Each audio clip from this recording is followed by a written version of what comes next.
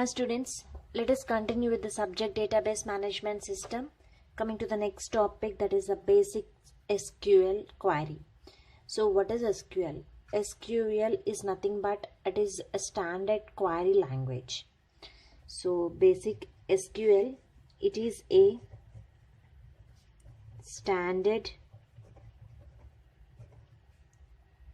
language for accessing and manipulating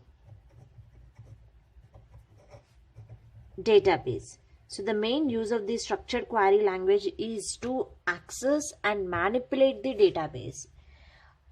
SQL, structured query language. So the main use of the structured query language is to access and manipulate the database.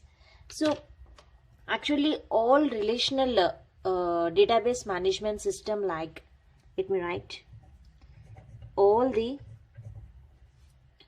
RDBMS means relational database management system. All the relational database managed systems like MySQL,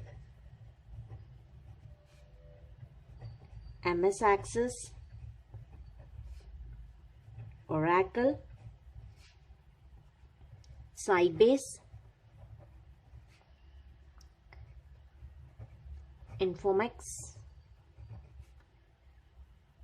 Postgres, and SQL Server. So these are all the RDBMS means relational database management systems. So MySQL, MS Access, Oracle, Sybase, Informix, Postgres, and SQL Server, these are all the relational database management systems. Users use structured query language as their standard language,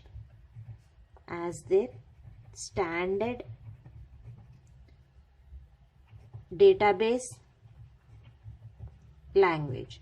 So if you take any RDBMS, any relational database, suppose if you are working on MySQL, or if you are working on Oracle, or if you are using PostgreSQL or SQL Server, so whatever RDBMS you are taken, they use only this SQL language, standard database language, as a SQL, structured query language. All are in the form of a queries. All relational database management system are in the form of query language. Okay, now coming to what can SQL can do. What SQL can do. Okay, so the structured query language executes queries against a database. So whatever database you have taken, means a database consisting of a set of tables, a number of tables will present on database. So they are used to store the records. Each table is used to store the records. So here this structured query language is used to execute queries against a database. Retrieve data from database means it is retrieving the data. So whatever the data we want, we can take the data from the database. Insert records in database. So we used to insert records. So insert record, these are the databases. So SQL structured query language can helpful to insert the records in the database and update the records. Update the records in database. And if you want to delete that particular record, you can delete with the help of this structured query language.